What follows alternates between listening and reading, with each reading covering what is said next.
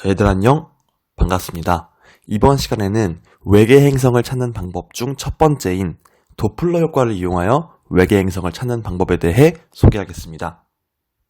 도플러 효과란 소리나 빛과 같은 파동을 발생하는 파원, 이 파원과 관찰자의 상대 속도에 따라 파동의 진동수와 파장이 바뀌는 현상을 말하는데요.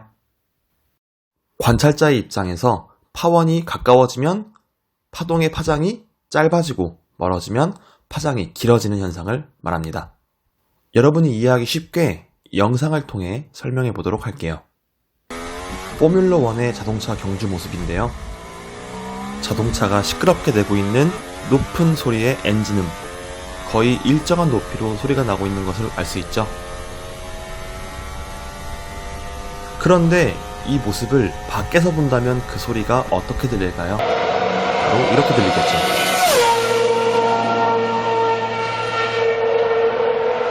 차가 다가올 때 소리가 높아지고 차가 멀어질 때 소리가 낮아지는 모습을 볼 수 있습니다. 소리도 마찬가지로 파동이기 때문에 이와 같은 일이 있는데요. 우리가 지금부터 공부할 빛도 마찬가지로 이와 같은 도플러 현상을 관측할 수 있습니다. 별은 그 성분과 온도에 따라 특정 파장의 고유한 흡수선을 보인다고 배웠죠. 가운데의 모습이 별이 움직이지 않고 정지했을 때의 흡수선의 위치입니다. 그런데 왼쪽처럼 별이 빛을 내면서 우리에게 다가오고 있다면 그 별빛의 흡수선의 파장은 원래보다 더 짧아져서 청색 쪽으로 이동한 모습을 볼 수 있죠. 이렇게 광원이 다가와서 파장이 짧아지는 것을 우리는 청색 편이라고 합니다. 반면에 오른쪽 그림처럼 빛을 내는 광원이 관찰자로부터 멀어진다면 그 흡수선의 파장은 원래보다 길어지는 모습을 볼 수 있는데요.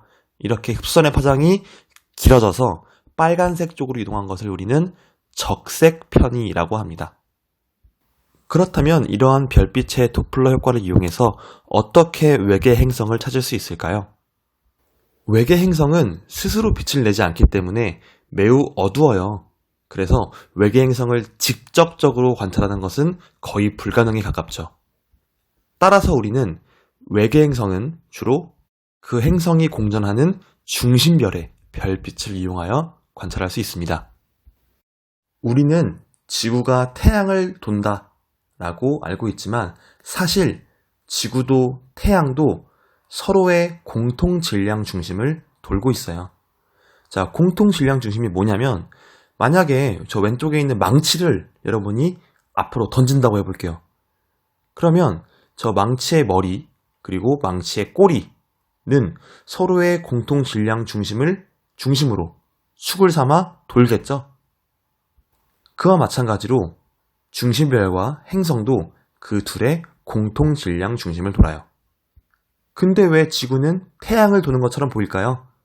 왜냐면 너무 지구의 질량이 작아서 그 둘의 공통 질량 중심이 태양 내부에 있기 때문에 그래요. 즉, 이 그림에서 1번 위치에 별이 있다면 저 반대편의 1'의 위치에, 즉 반대 방향의 행성이 위치하게 되겠죠. 하지만 여기서 강조하는 사실, 우리는 행성은 절대 볼 수 없고 그 중심 별빛만 볼 수 있다는 사실입니다. 자, 이렇게 공통 질량 중심을 돌고 있는 별과 행성, 이때 우리는 저 행성의 존재를 어떻게 알 수 있을까요? 자, 선생님이 들고 있는 빨간 공과 검은 공이 있죠. 이 빨간 공이 별, 검은 공이 행성이라고 할게요. 이 행성은 우리가 볼 수 없기 때문에 까맣게 표시했습니다. 여러분들은 이 빨간 공만, 즉 중심별만 볼 수 있다라고 알면 돼요. 자, 이 둘이 공통 질량 중심을 돌고 있다고 해볼게요. 우리는 이 별과 행성으로부터 너무 멀리 떨어져 있기 때문에 이 별빛은 하나의 점으로 보일 거예요. 근데 이 빛을 내는 점이 이런 식으로 공통 질량 중심을 공전한다면 이 별빛은 우리에게 청색 편이, 적색 편이가 반복되는 것처럼 보이겠죠? 왜냐면 이렇게 중심별이 우리에게 다가올 때는 별빛의 흡수선의 파장이 짧아질 거고요. 반대로 이렇게 멀어질 때는 별빛의 흡수선의 파장이 길어질 테니까요. 즉 이런 식으로 중심별의 스펙트럼에서 흡수선의 파장이 적색, 청색, 적색 편의를 이루면서 반복되면 이 별은 외계 행성을 거느리고 있겠구나 라고 간접적으로 추측할 수 있는 겁니다. 좀 이해가 되시나요? 이 방법의 특징을 두 가지 소개하면 일단 첫 번째로 행성의 질량이 크면 클수록 별과 공통 질량 중심 사이의 거리가 멀어지겠죠. 그래서 행성의 질량이 더 커진다면 지금보다 별의 움직임이 더 커질 거예요. 그래서 별빛의 도플러과가 크게 보이기 때문에 탐사에 더 효과적이다라는 것입니다.